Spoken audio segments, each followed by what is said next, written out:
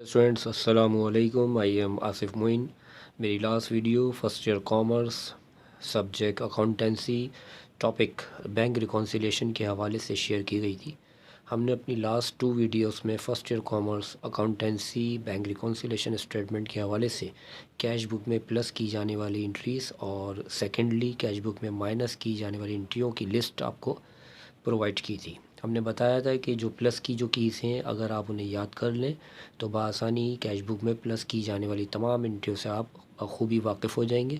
और इसी तरह कैश बुक की माइनस की जाने वाली इंट्रियों की जो लिस्ट जो हमने आपको फ़राहम की थी, हमने कहा था कि वो भी याद करने से आपको इंशाअल्लाह ताला अज़्ज़ व जल कैश बुक में माइनस की जाने वाली इंट्रियों की वाक़फ़ियत आपको बआसानी हासिल हो जाएगी।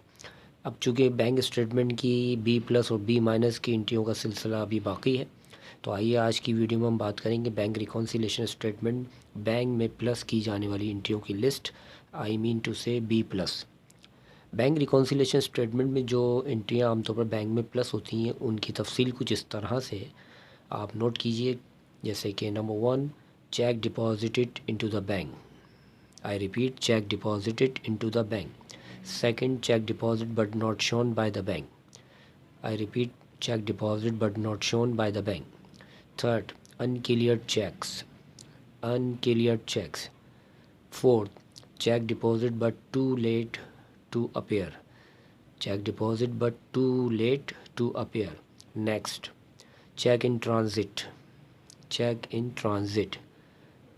Next, check deposit but not yet cleared. Cheque deposit but not yet cleared.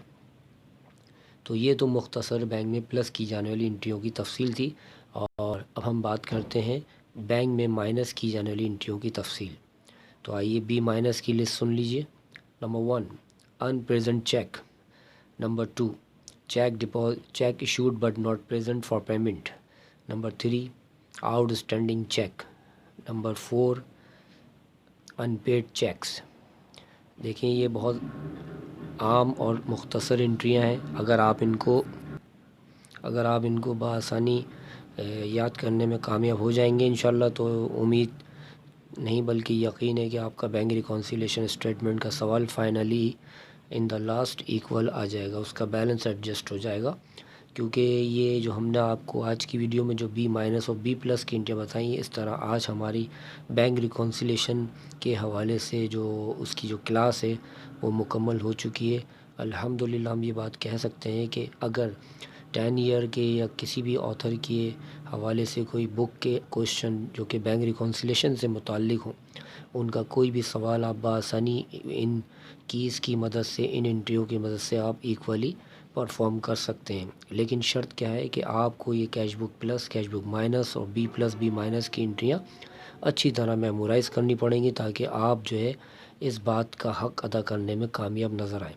तो बैंक रिकॉन्सिलेशन स्टेटमेंट का सवाल आमतौर पर ये तमाम जो मैंने कीज़ बताया, अगर इनको फुली काउंट करें तो इनकी जो है तमाम काउंटिंग के मुताबिक क्वेश्चन नहीं आता, बल्कि इनमें से चंद कीज़ आ जाती हैं। आलमोस्ट जो है 5 या 6 या 7 इंट्रीज़ पेपर में आती हैं। लेकिन इन 5, 6, 7 के हवाले से आपको पूरी लिस्ट को लर्न करना पड़ेगा ताकि आपकी 5, 6, 7 इंट्री किसी भी तरह कहीं से भी आ जाए, चाहे वो सी प्लस की हो या सी माइनस की या बी प्लस या बी माइनस की, तो आप बआसानी उसे करने के लिए काबिलियत रखते हो।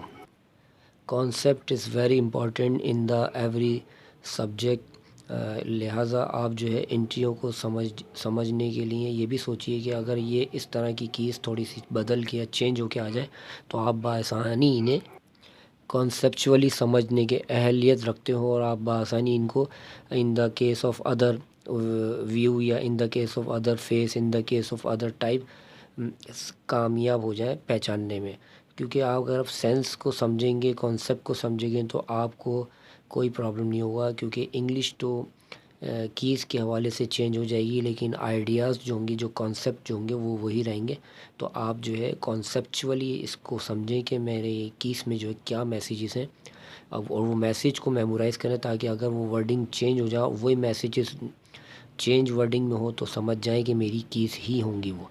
उम्मीद करता हूँ कि आज की बैंक रिकॉन्सिलेशन की क्लास में आपको हमारी बी प्लस बी माइनस की इंट्रियाँ भी سمجھ میں آ گئی ہوں گی انشاءاللہ تعالیٰ. اپنی کلاس ہم جو نیکسٹ جو ہوگی ہماری اس میں بینک ریکونسلیشن پریکٹیکلی سالو کریں گے.